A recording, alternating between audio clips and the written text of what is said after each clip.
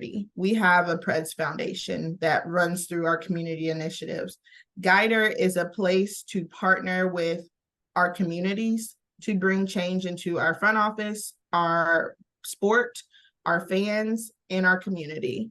But it is not, we're just handing out grants. We want to bring you in. We want you to be a part of our fan base. We want you to have internship opportunities that turn into full-time positions. We want to see Black and brown kids on the ice at our Ford Ice Centers that then turn into prospects for the National Hockey League. We want change. We don't want to just fund things. We want you to bring things to us, to show us it be authentic.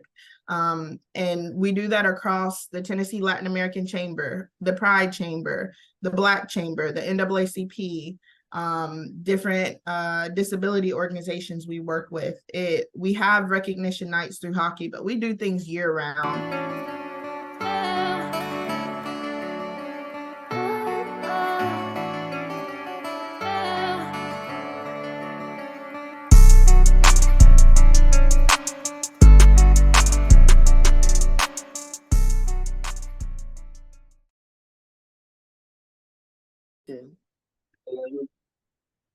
Hey everybody, welcome back to the lab. You are in the Transformation Lab. I am one of your hosts, David Moss, still here with your lovely host, Dr. E. We have another beautiful guest today for y'all. She's going to share her story, and I'll go ahead and let Dr. E introduce her. Yes, we have the amazing Hannah Alsup. She has worked her way up, not just from an amazing student athlete that I had the pleasure of coaching, but also she has worked her way up now to being a director of the amazing Nashville Predators hockey league and hockey team. So we are very, very proud of her and what she has done and who she has become. So I want to go ahead and allow her to tell her story and how she became who she is today. Thank you for that introduction, and thank you both for having me.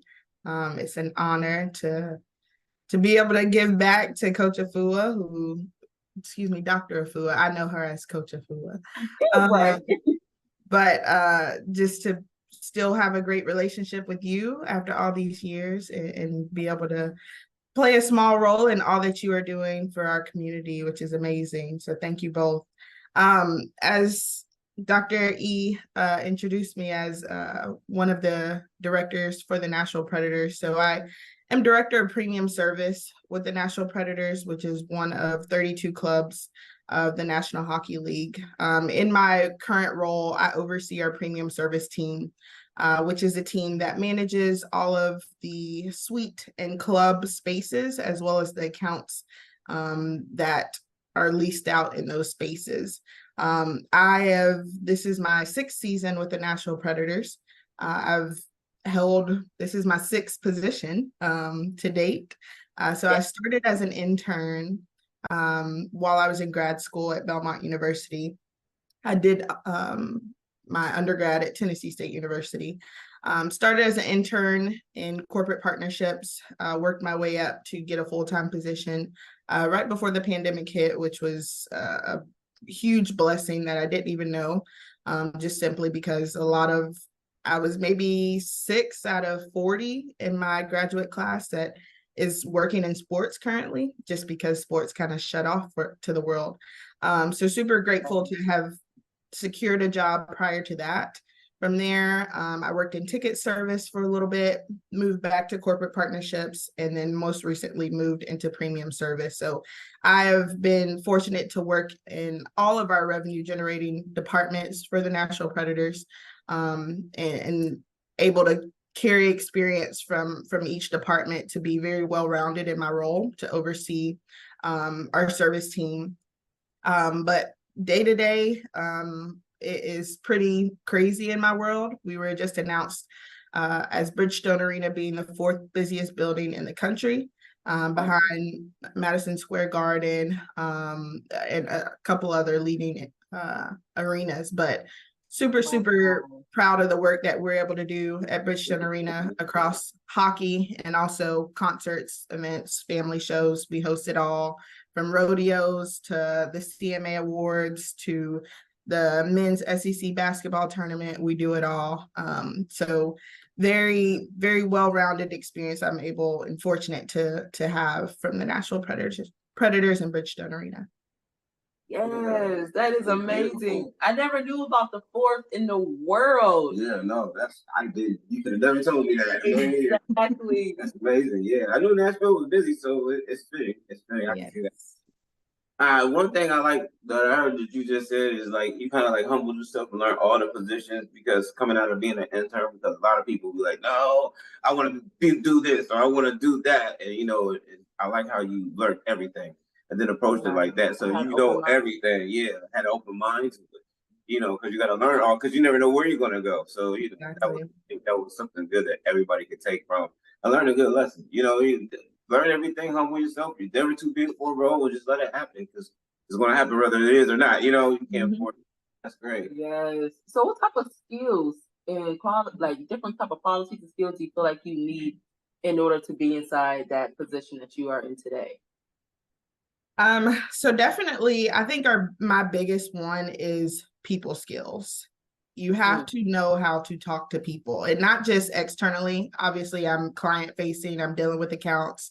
Our top partners I interact with and oversee and manage their accounts, but also internally. Because we are so busy, energy is high, emotions are high at times, sensitivity is high because sometimes we're overworked, and definitely having people skills, realizing that everyone doesn't need to be managed the same way. It's not a blanket management skill.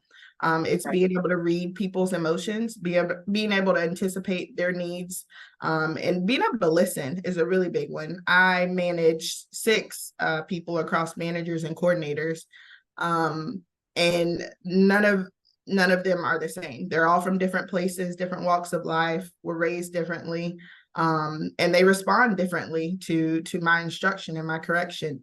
So definitely taking the time and doing the research to see, patterns of people and how you should lead. And I listen to a lot of podcasts. I've been to conferences.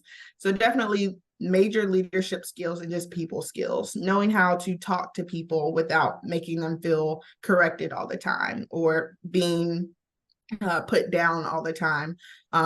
Knowing when someone needs a break, knowing when someone you need to mandate a day off for them, and in ways to not make them feel like they're underperforming, but just giving them something that they need.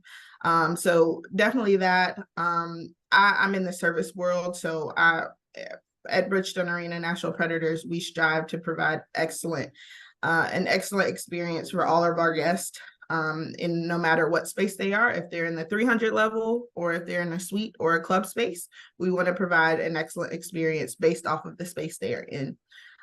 So a lot of it is managing expectations. How can we provide proactive service versus reactive service, and just being a people person. And when I first started in ticket service in 2019, I was told, Hannah, provide good service, but don't be fake. Because when you are fake, it's going to be hard to manage that expectation of your clients, of the people that are around you, your colleagues. Be your true authentic self and shine within that, but don't be so fake to where you can't always hit that mark and people are going to expect it of you. So that's something I try to carry with myself and also push towards the people that I manage. Of you can match people's energy in a professional way. It's okay if you're getting a sassy email. You don't have to be sassy back, but you don't have to be overly bubbly to where they think, oh, I'm just always one-upping this person. Just keep it professional, match the energy, manage expectations, set your own boundaries and expectations. So long-winded answer, but I would definitely say great leadership skills for me. A large service capacity is needed in my role, just because it's 14-hour days daily. And I would just say just people skills, knowing how to talk to people, knowing how to receive correction, know how to give correction, and just having fun. It's a fun industry. When people get high strung, I tell them it's just hockey tickets. We're not saving lives over here. Right. We're here to have fun, and provide a great experience for people, and we can have a great experience in that same breath. Yeah, that's great. That's great. I was a manager at McDonald's for years, like back when they used to train managers. You know, it was a corporate. Now it's a lot of franchises, but we had to go to management classes, and that's one of the big things that they taught you in those classes is that 80% of being a manager is people skills. You know, you want to lead, you got to know how to lead people. You got to know how to listen, learn. Take criticism. So all that is like really a key. So when I got done with the classes, they didn't tell me this. This is what I came up with. I used to tell everybody this when I got to the stores and stuff, because people lead aggressively. It's like it's a difference from being boss and being bossy. There's two different things. You don't have to be bossy to be a boss around a company, but you can still, you know what I mean, give orders, give feedback, be okay with that. If somebody has something wrong, be okay with that feedback, because you need to know your people. Because you need these people. At the end of the day, you need them to run the team, because you're going to be doing this, that, and the third, and you're going to need to know that you can walk away and get the things that are getting done that you need to get done.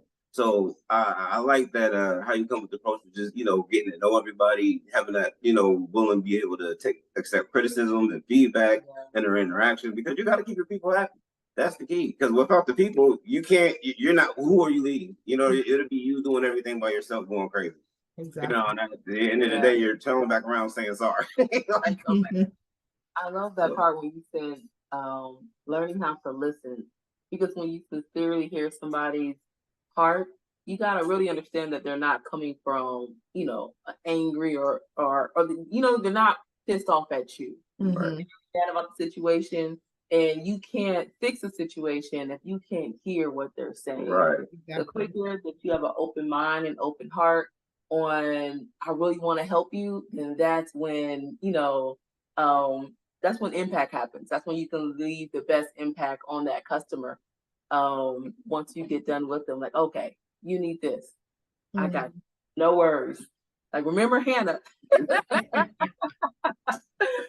So yes. Oh man. So being in a hockey world, how is diversity and inclusion with the Predators? I know they do a great job, but I definitely want to get your point of view and your experience with the Predators and how they have decided to give back, and also just understanding the diversity and inclusion experience. I know everybody's not perfect, you know what I mean? Everybody has stepping stones, but yes, let me know about your diversity and inclusion experience.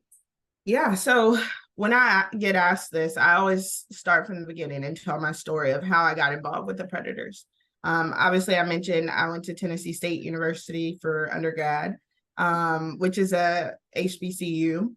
And I was a student athlete, obviously, and I did not feel, I won't say I didn't feel prepared, but I felt like I hadn't aligned myself to take the next step into the career world. I felt like I needed a little more education, which is great. So I went to Belmont University to receive my master's degree in sport administration.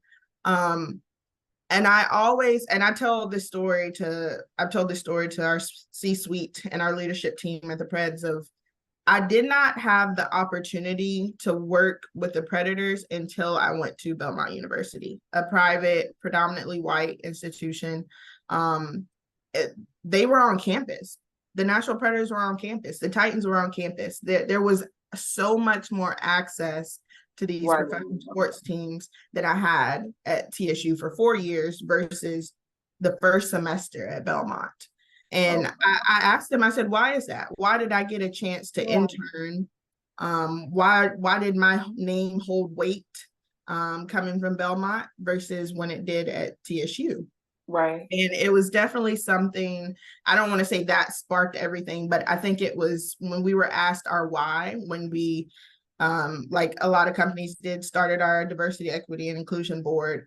That was my why. My why was because I didn't want another me having to go to a PWI to get an opportunity versus at an HBCU where they're trying to tap into their culture deeper, have those same opportunities as someone else at another institution.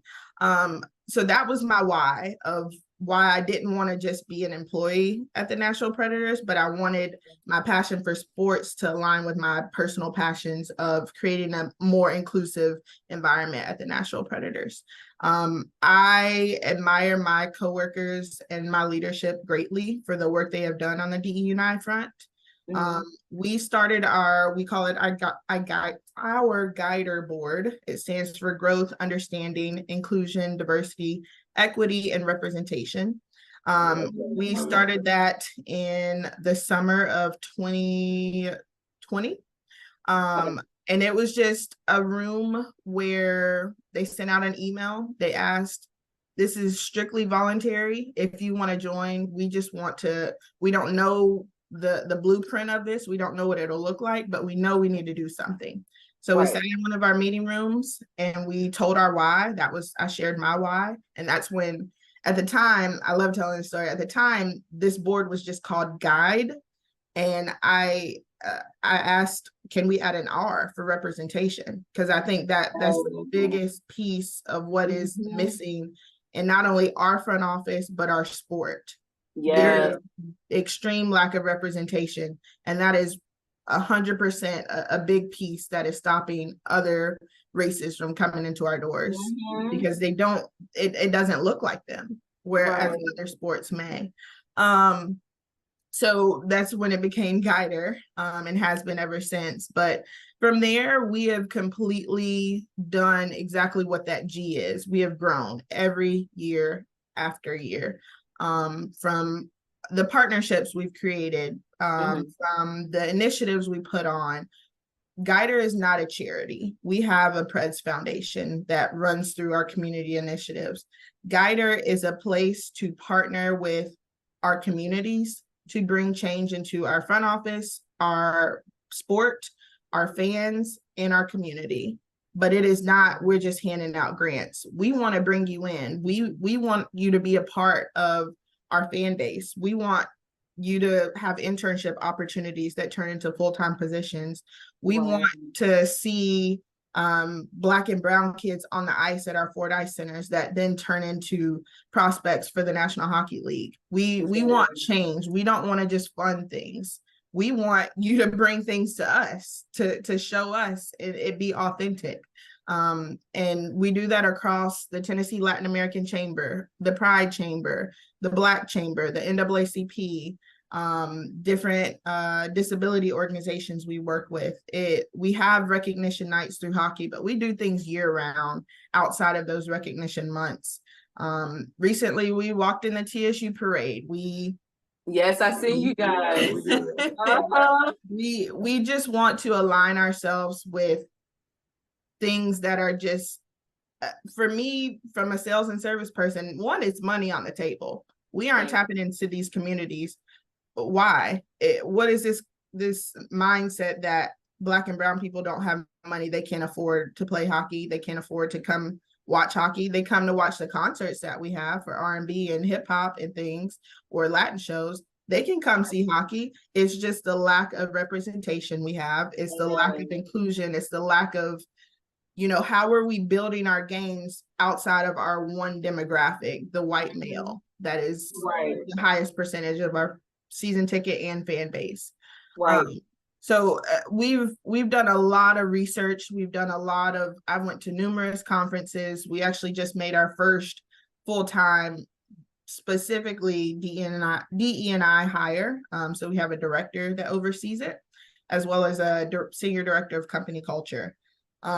So there are a lot of elements we have in place that support our Guider initiative, that support just the overall changing what our sport looks like. Everyone knows hockey is a white sport. It is not. But there's so many other elements and I tell people, it's not just white and Black. There are so many different colors that are excluded from this sport. Genders. We have a women in hockey program that we do across our internal staff and our season ticket fan base, of creating a safe space for women to learn about hockey, to be hockey fans, and not being told, you need to sit down, you don't know what you're talking about. Like it's so much more that we are trying to do year after year to grow our game. We want to grow our game in every 4 pillar that we've set for Guider. So that's kind of a little bit of what we do. It is so much, and there's more information if you go to nashvillepredators.com/Guider. Okay. But there's a ton, and I get really excited about it. I've been able to serve on the Guider board the past since it's been in existence, and it's definitely a passion project on top of the work I do. We don't get paid to be on Guider. We don't, it's not added to our title. My title is Director of Premium Service, and that's what I get paid to do. Guider is completely just something that is passion, but turned into the fabric of our organization. It's something all of our marketing team already knows, like when it's Black History Month or Hispanic Heritage Month, these are the things we're already doing. It's not, oh, we need to bring in these Guider things, these DE&I things. No, it's the fabric of our organization. It's rolled into it, and it's not just something we layer on top. Initially, it was because we didn't really know what it looked like. I'm not an expert in DE&I. I was just a member of a community that was underrepresented. But it when you're passionate about things and you have allies within the organization, it makes way for us to be more authentic, to grow things, and not just trying to be performative, and truly be authentic with it. Yeah. Oh, that's really good. You know, I think it's crazy because how hockey did turn into a kind of like a white man sport, because it all started with Black people in Canada. So how it transformed, and you know, it was a whole nother story for a whole nother day. But you know, I just feel like how that took place is like, oh wow, really. But then you know the history behind it. That's a lot of things. That's what a lot of things. People don't know the history behind things, so they don't know how to approach it or how to go about it. They think it's this one thing, but it's a bunch of things, and it really always starts with us. At the end of the day, I don't care what it is. You go back to anything, it's going to start with us. You know what I'm saying? We're going to be the heart of it all. Definitely. So I love how. So is Guider also helping? Or actually just the Predators. How excited is the Predators that Tennessee State University is now having a hockey program? I mean, I can't imagine how excited they are to have, like, I guess you could say kind of like a junior league or like little hockey juniors right underneath them or right down the street that they can help mentor. You know, because you don't get that a lot. I know you guys have a hockey arena / what is it? Our Ford Ice Centers. Yeah. I've seen that ice center. It's about 30 minutes from my house, but it's a very nice center. Oh my gosh, they definitely laid it out. We went there for a basketball competition, for my son. But regardless, how excited are they about Tennessee State University having their new hockey team? Yes, so extremely excited to say first off, this has been an ongoing conversation beyond myself. They know I'm highly invested in TSU, so they give me the insight when they can. But we were so excited during Draft and Awards Week this summer. We were able to host the NHL draft and the NHL awards in the same city, which was incredible.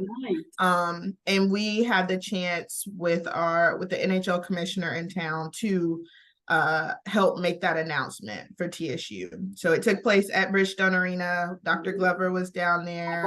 Dr. Mickey Allen was down there with the NHL commissioner and made the announcement public, which was just so historic, so incredible for our city, for TSU. We have always said yes to everything TSU has asked. We have probably asked them more that they have capacity for. We want to grow. We are partners of Tennessee State University, and they're a partner of ours. Dating back to when we did help support their $1 million in a month campaign, and I remember different campaigns outside of that. But we are so excited to be a part of it. I personally am excited as a proud alum.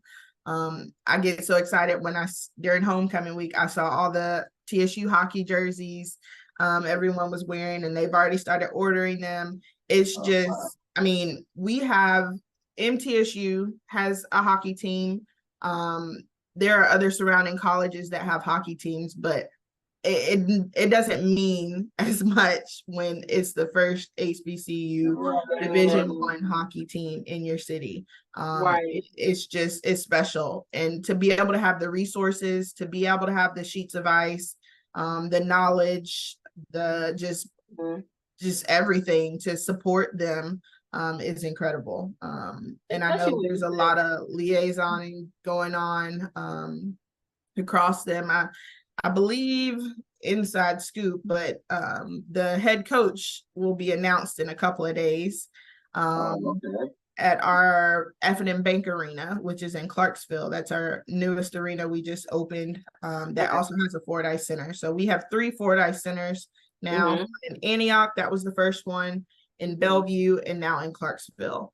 So the thought of the Ice Center, the vision of the Ice Center was to, the first one was in Antioch. We wanted to build hockey in a place where people didn't have access to hockey, in a Black and brown neighborhood, in a more urban neighborhood. And now that's sprouted into, our ice centers are busier than our arenas. They are open. It is. We went to the one in Bellevue, and I'm like, wow, parking is ridiculous. Yes. They are open every single day.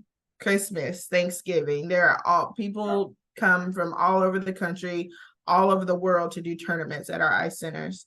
And when the Predators first started, Nashville was not a hockey town at all. They joked about it. They tried to move the team from Nashville. They said hockey in the South won't work. And now we are a hockey town. I mean, we have 3 other sports in Nashville. And if you look around, when you're just driving around, you see Preds license plates more than anything. You see Pred head stickers more than anything. The Predators run Nashville. And I will say that even if I didn't work for them. Tennessee Titans, they're amazing. They're great partners of ours, but they carry the weight of the NFL, but the marketing is not the same. The fan base is not the same as we do have for the Predators, just because our game is different. It's passion, it's excitement. If you've had the pleasure of going to a Preds game, it's just, I always say it's a party with the side of hockey. It embodies what our city is, what it's made of. This season, we're celebrating 25 years of Nashville Predators, and it's being able to build our game around all of that. So all that to say, we are definitely aligned with all that TSU is trying to do, because we know what it's like to, kind of be the underdog in it, and being one of the first of where people are like, is that going to work? Because I remember seeing all the comments when it was first announced. Even some of my old classmates were like, we didn't want this. We asked for baseball. Why are we getting hockey? It was just that wasn't oh my God. And it kind of, I was definitely defensive, one, because I'm so passionate about hockey, but I get it. But also, why do we keep counting ourselves out from these opportunities? Why is it that why can't TSU have a Black hockey team? That's how representation starts. It has to start somewhere. Right. They have the field for it. They can have both. Yep, they can. And plus, who doesn't want to be the first? Right. Exactly. I was like, y'all better get with the program and stop slowing us up. We're trying to go places. Yes, especially actually having help, because we have NHL here. Why not? Because any assistance that we need, or even if they want to do stuff. I believe in mentorship so much. Like, those student athletes can definitely get mentorship from those Predator players to figure out, like, hey, I'm struggling with this. Can you help me out a little bit? Or, what was your story? How did you channel through the hockey waters? So yeah, man, they'll be all right. Hockey's going to come. I'm sorry, baseball's going to come. They'll be okay. Just give us a year. We're still on the list. Right. 5. We're like the 5th city next baseball team. And we have baseball at Tennessee State University, and the program kind of went away, but they'll definitely bring it back. They will. Now, we touching on the subject of mentorship. While you when you got into the not the predator, the predator slash Redstone, was it a mentor that grabbed you along and showed you what to do, where to go, how to get So about yeah, it? yes, we do. When I was an intern, there is a mentorship program at the Pred. So each full-time employee is partnered with an intern to have a mentor for that semester that they're an intern. I was fortunate enough to have multiple mentors. One being one of, I think, Coach Afu, you may have met her, but Robin Lee. She is our VP of Corporate Partnerships, a Black woman. Most recently, we also have a Black Chief Revenue Officer, but prior to that, Robin was the only member of the leadership team that was of color. And she, at the time, she was an account manager when I first met her, but she has made sure that my name has been in the room even when I haven't been in rooms. It is just something beautiful about having someone of your same race get it and be in the same space as you and want to see you win. And she has made sure that I have won. She is 100% one of the biggest reasons why I'm where I am today.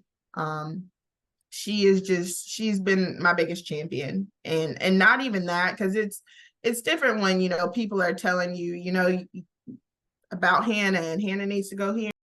Hey you guys, it's your girl Dr. E. My name is Dr. Fua Ampadu Moss, and this video is only for parents of student athletes who's about to enter that college level or who's already at that college level.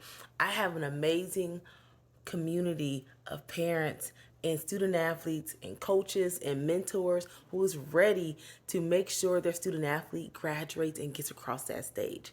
And I definitely want you to be a part of that amazing group to make sure they have all the action plans they need in regards to academia, networking, careers, like just everything that we needed, everything that we kind of neglected a little bit when we were in college, just to remind them that, hey, you need these amazing tools in order to make sure that you are successful when you cross that stage. So let's definitely bond together, get together, start networking, connecting with each other, and learning on how we can make all our student athletes' dreams possible on and off the field. So yes, again, my name is Dr. E. Click the link below, and I'll be more than happy to meet you in the Transformation Lab community. About Hannah, and Hannah needs to go here and all this, but she's also helping me develop. She's preparing me for the rooms that I'm about to step in. She's not just saying, go in there and figure it out. She's giving me feedback. She's teaching me things. So she has definitely been my biggest mentor. She's championed for me to go to conferences with her and learn more and meet other people from around the league. She has worked in the NBA. She's been with the WNBA. She's been with the NFL. She's definitely been around a lot of leagues, and she's just been integral in my career, professional career and personal career, of just being able to also be that friend that can share some of the frustrations that we have of being a Black woman, a double minority in the sport industry, which it's important. We don't have, as of today, we don't have employee resource groups, but we kind of have our own, when you have a few people of color in a space, we all kind of have those looks you give and those side conversations. So there are a few of those, but we're definitely growing. When I first started, there were 3 Black people at the Preds, and now I would take up too much time trying to count because we have grown in all areas. We have directors, we have managers, but we're still growing. We still have a lot of work to do, but it is definitely, mentorship has been huge for my career. And a lot of people have invested in me. And that's why people always ask me, well, how long are you going to stay with the Preds? When do you know when the right time is? I said, I don't know, but it's working for me for now. Until it stops working for me, that's when I'll know. But I know the Preds have invested a lot in me, the people, the organization itself. And I am okay with returning that investment for now. No, I love that. I love it. I don't think people get, or maybe some people do, that just don't have the resource or access to it, how real professional development and mentorship is. Right. It is the key to everything once you're coming out of school, the real world. Even if you don't go to school, you're starting your own job or something. So no matter where you go, mentorship is key. Professional development is even more key. You know what I mean? That how to present yourself, the do's and don'ts, the ins and outs. That is a valuable thing right there, and it is so good that you had that, because a lot of people don't get those opportunities. Yeah, especially African Americans. The African American community, it's really hard when it comes to professional development, especially like when it's time to graduate, and you don't have like the mom or the dad, or maybe you don't have the auntie or uncle that you can just run to and say, "Hey, hire me at your company." You know what I mean? We don't have that foundation yet in the Black community, so it's really hard for us to just be. It's like kind of like throwing a 1-year-old inside, 5 feet of water and say, "Figure it out." But that's how it is. And you're trying to survive, and like, what is happening to me? Is you swink or swim. You got to pick one, and majority of us, we gonna figure it out. Right. We gonna swim. It may not be too cute, Exactly. not at the beginning. But to find someone in the water with you and say, "Hey, let me coach you through this," like, that's amazing. And as Black people, 9 times out of 10, anywhere we go, we find community. You know what I mean? We flock to the community. It's a couple of dog eat dog, people out there, but a lot of us, it's always community. We always flock to that because that's what we know. So it's good to know how progressive the Predators and everybody. Outside of talking to you, could have never told me that. It's like, wow, I'm sitting here in amazement right now of everything you're telling me, because I would have never guessed none of this stuff.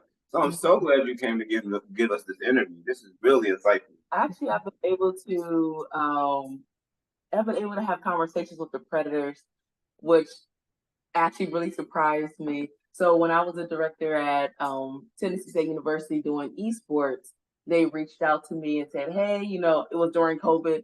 That, hey, we were playing hockey, the video game esports. We'd love to compete with the Tennessee State University esports team." I was like, wow, really? You know what I mean? Like, just those initiatives, just them saying, "Hey, let's just reach out." Like them just, you know what I mean? It creates such an impact on not just me as a professional inside the field, but also onto the students, where they're like, "Why they really want to play with us?" Like, yeah, they want to play with you. I need you to practice. Sit down, Madden. Sit down, Call of Duty. I promise you'll be fine. Right. Oh my God, we're gonna ask ChatGPT the best way to learn how to play the game real quick. So just from that, as well as other initiatives that they have done, I absolutely love that. And to know, and I always think, every time I hear about the Predators, I always think of you. Like, I know Hannah's behind that. I know she is, because I haven't heard of Predators so much until she started working there. I do wear many hats, but it is a full organization. Our mission statement, our mantra is one goal. Everything we do, we need to include our entire company in it. I also serve as president of our employee advisory board. And we have many different properties, many different shifts people work on, full-time staff work through, but we include our entire organization in everything we do. And our entire organization should be represented in all we do publicly. So it is definitely a full buy-in, starting from the top down, of the organization, for D&I, for just community initiatives, period, are super important to us, because I think that's why we are so successful in the market, because we are in the community. We do the things that maybe the Titans don't have the bandwidth to do. Maybe the Nashville Soccer Club don't have the relationships to do just yet, but we're doing them and we're growing off of them. We look each year in our business planning meetings of what we've done this past season and how we're going to make it better. It's not just we're trying to stay flat, we're trying to reach greater heights. And we're trying to win a Stanley Cup. That's obviously our biggest goal, but what we do in the community matters.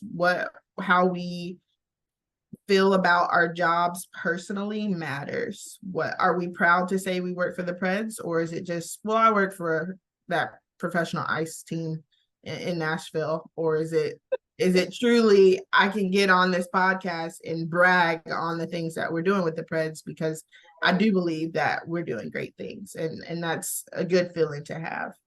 Yes.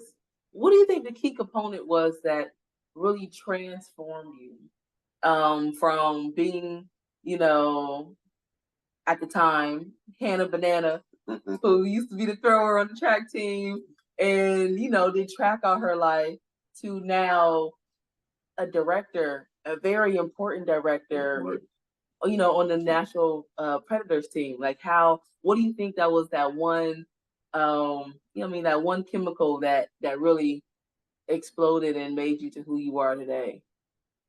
So I actually was asked this question 2 days ago. I got a text from a current Tiger Bell freshman who was doing a book report on me. And I said, oh my gosh, I've been selected. For context, each year I'm a Tiger Bell. I was on the TSU track and field team. And each year the incoming freshmen have to do a book report on a former Tiger Bell. And I was selected. It was my first year. And she asked me that question. She said, well, how did your time at TSU help build you into who you are today with the Predators? And I know earlier I spoke about how I didn't get the actual opportunity until I went to Belmont, but make no mistake, Tennessee State built me into the woman I am today. And I am very proud to say that. It gave me the people skills that I talked about. It gave me the communication skills. I was not as talkative as I am today before I went to TSU. I was very much shy. I grew up in a suburban area, predominantly white. I grew up thinking I was dark skinned. I grew up thinking I was the darkest person in the world, because that is what it looked like around me. So TSU very much pushed me into all those skill sets before I even knew, before I knew what Black excellence really was. I was being molded into it. And I answered her question by saying a couple of things, and giving honor to a couple of people. Coach Valencia Jordan. Yes. Dr. Harriet Hamilton. At Fisk University. Yes, athletic director. And Dr. Harriet Hamilton. They were some of my biggest mentors and advisors. Dr. Harriet Hamilton, I remember she told me when it was my senior year, she was advising me. And I was just telling her I was stuck with this impossible decision of TSU wanted me to stay and be a GA. And I was accepted at Belmont, and I really wanted to go there and try something new. And she told me, she said, don't let them recycle you. And I was like, is she throwing shade at TSU? But it wasn't that. It wasn't that. It was so much bigger than that, because I respected her greatly for all she has done in the sport world. Because I originally came to TSU wanting to do physical therapy and athletic training. And I moved into administration and front office because of her wisdom. And she just taught me it's okay to move on. You don't forget what you got at TSU, but you carry it with you. And that's what I did at Belmont. And if I would I probably have the same opportunity or been the same person I am today if I had started at Belmont for undergrad?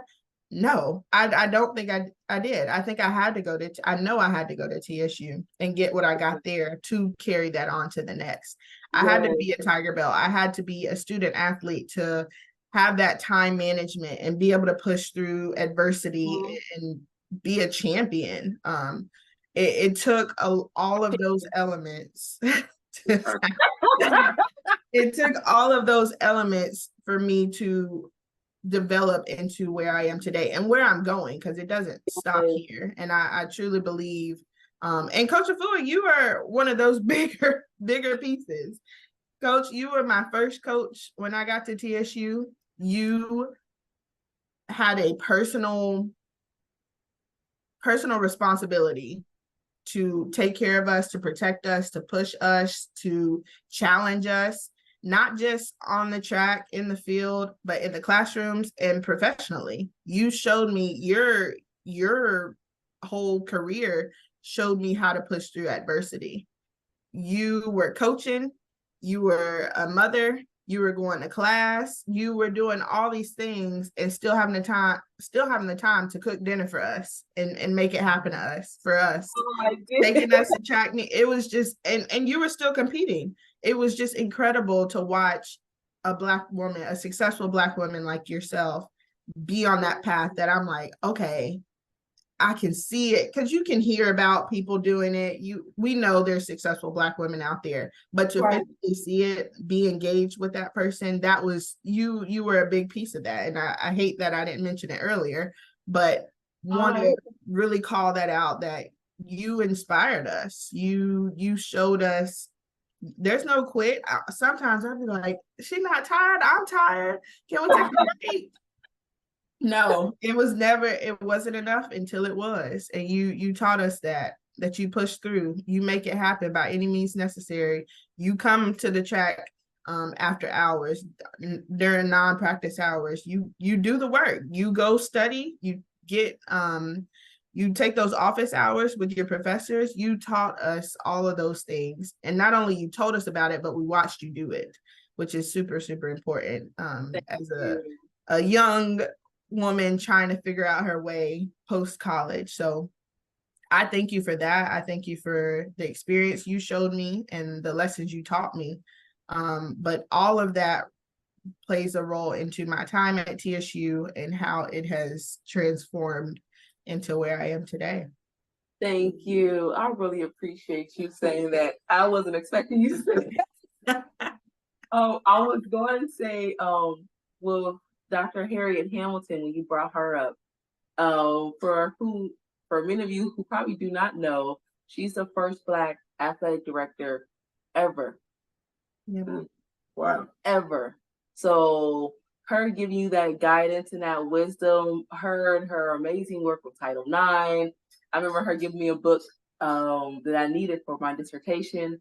And she was like, I just feel like I'm passing the baton to you because I'm tired. Yes. And she told me kind of the same thing. She was like, you want the HBCU experience, but at the same time, I feel like you need to work at a PWI for right now, or to see what that looks like, so you can really appreciate the HBCU experience. Exactly. But I just feel like you're tired.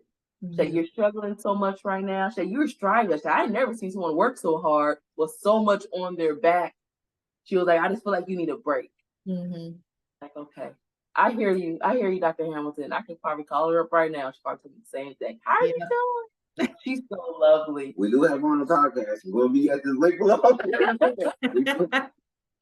Yes, and I'll replay that. You came to the podcast that I had with her when I was at Tennessee State University, and I had Dr. Candace Lee Story on there, as well as Gwendolyn Berry and Coach Chandra Cheeseborough. So I mean, yes, I'm just so happy that I was able to make that impact. Sometimes when you're in it, when you're in the picture, it's very hard to see, you know what I mean, what's going on, and am I making the impact that and was I being too hard? You know what I mean? But I feel like we needed it. We're a little rough around the edges. Right?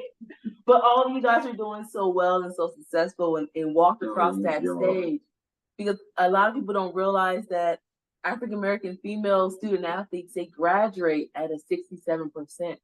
And I'm so happy that you guys beat the odds and you weren't, you weren't a part of that other group. Because oh gosh, and if you wasn't doing student athletics, you have a 57% graduation rate.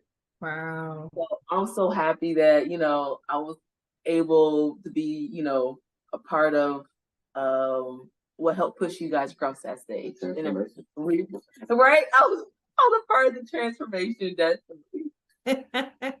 You know what? Like you said, that was a good line. Don't recycle you, because the way Dr. Milton or the Dr. Fuller worked under it. Who's the current provost Right. at Tennessee State? She Yeah. once told me, I think you're too big for TSU. And I thought, like, oh, was that a shot? What do you mean? Like she was too arrogant or something. But no, you get to that point to where you need to just move on. You can come back later, but you need to Yeah. experience the next levels that unfortunately sometimes TSU can't provide for you right now. But you can learn these other skills and come back and get back to TSU in different ways. But it does get to that point, and sometimes you gotta know when to say when and like let me grow. Right. Let me, become that butterfly. She's sending me, jobs like, hey, you should apply. I'm like, she's trying to kick me out.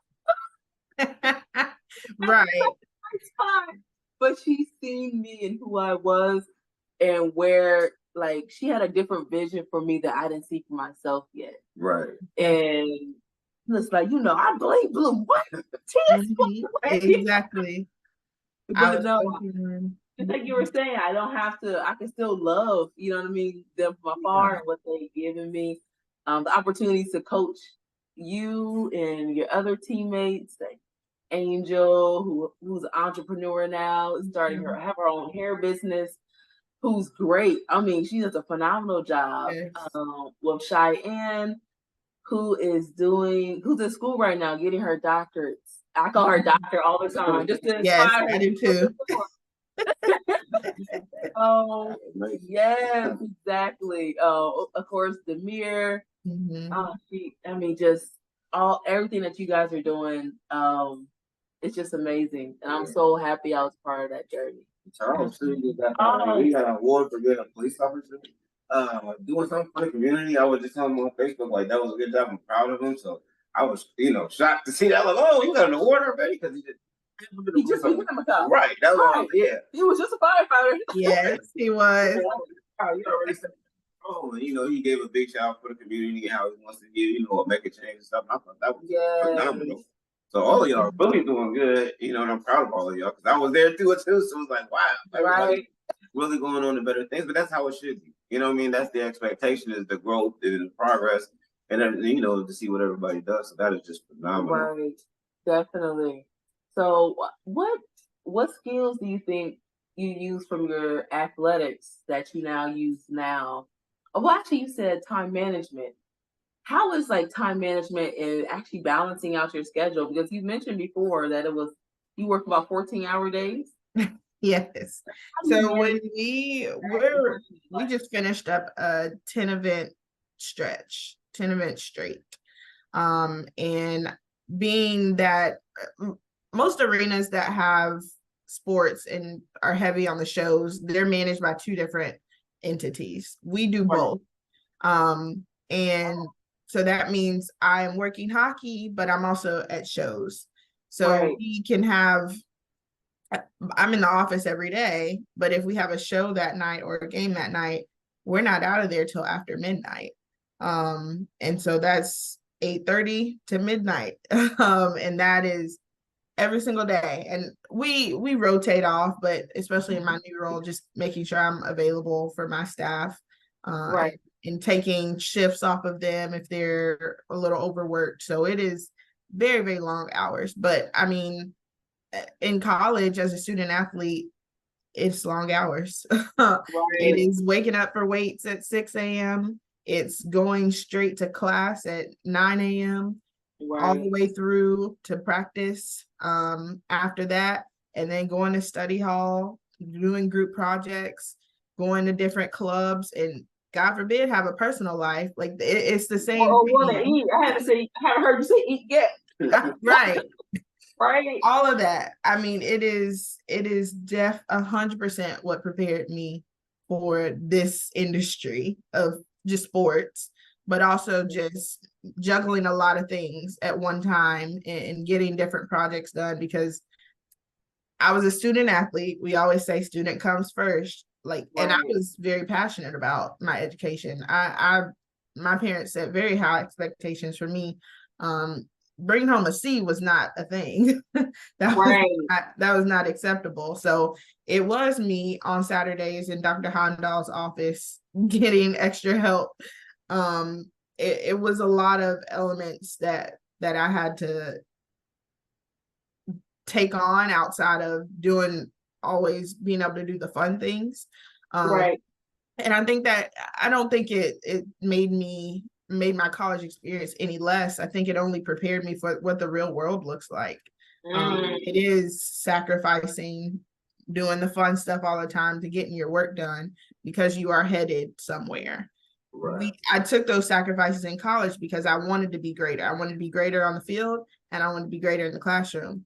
I'm taking those sacrifices in my career because I want to develop and I want to go here. I'm continuing. If I wanted to stay where I'm at, I would just, do the bare minimum, get it done. But I've been fortunate enough to carry 6 titles in 6 seasons because I'm making those sacrifices, because my leadership team is trusting me with more projects and trusting me to manage different elements and people, because I am getting there early and I'm staying late. And people always say, my peers, they're like, you work so much and you're always at work, and I check your location, you're at Bridgestone. Yes, I am, but I'm 27. It is my time. I have recognized and identified that this is my time to make it happen for myself. And I'm not taking breaks and shortcuts and hoping and wishing that it happens. I can be in control of it happening, and I'm taking advantage of that. So when I'm working too much, sorry. Hopefully I get to retire earlier than you do. I don't know what to tell you. But I am happy with the rate and speed I am working. I'm having fun doing it. It is exhausting sometimes, but it's paying off. If I wasn't seeing the results, I would then look at it. But it blows my mind what I've been able to do, what God has allowed me to do in these short couple of years with this team. Yes, I love that. So what would you tell your younger self? You know what I mean? That freshman girl who, first day of class, first day at Tennessee State University. What would you tell her to help ease her mind on the woman that you are today? Like, what will be your message? If you can whisper in her ear real quickly.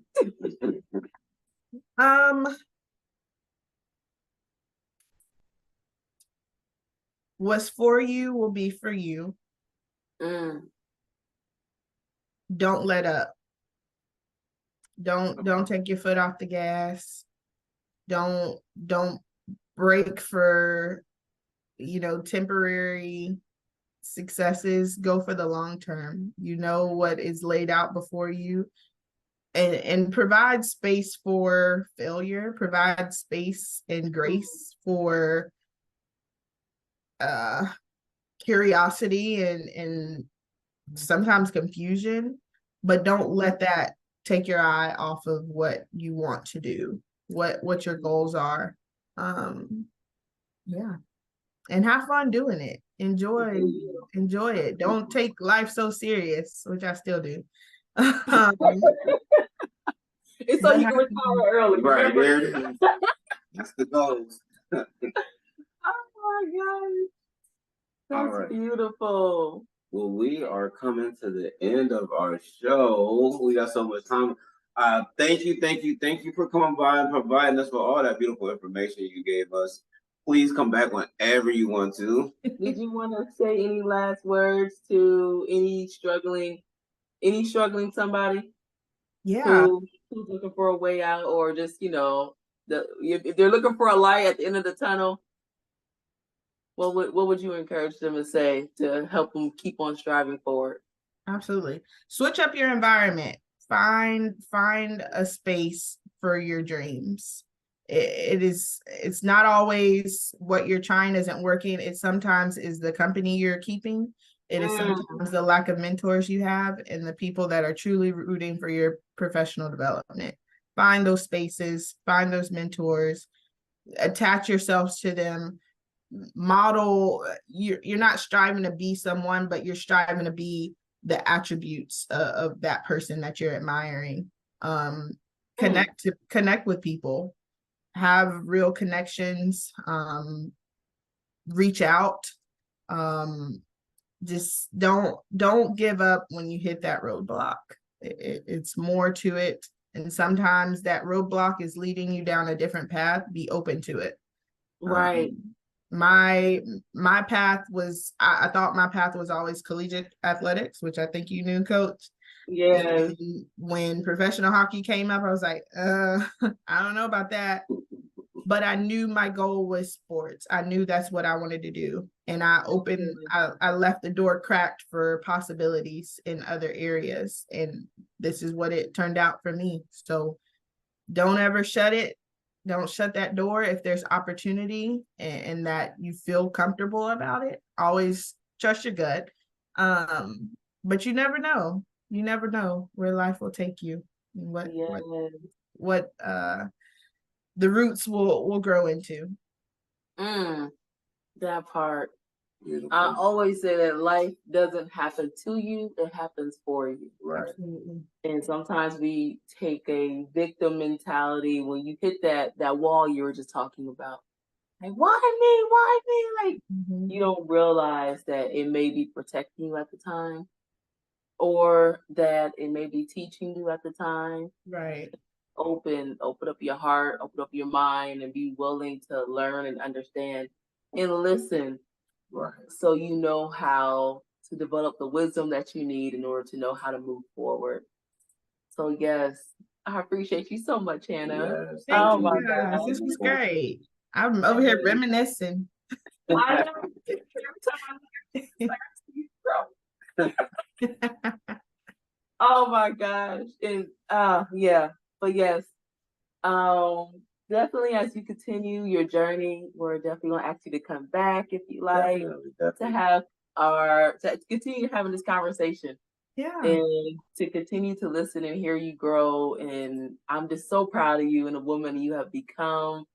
Oh my gosh, my heart is just melting just seeing you. And one form of activism and the fighter. That is beautiful. The fact that they let y'all do that is beautiful. So I commend you on that. Yes. One of the things we wouldn't have known about if we wouldn't have came here. So yes. Yes. So thank you so much, Hannah. Thank you. Thank you guys. No problem. And we will see you next time on a Transformation Lab. Thank you for coming to the lab. Yes. Thank you. Hey you guys, we really hope you enjoyed that last episode. And if you're really ready to keep transforming, go ahead and jump into that next lab episode. The one right here. Down here, the link right here. It's probably over here. Or there, or here, link, click. Go ahead. You got it.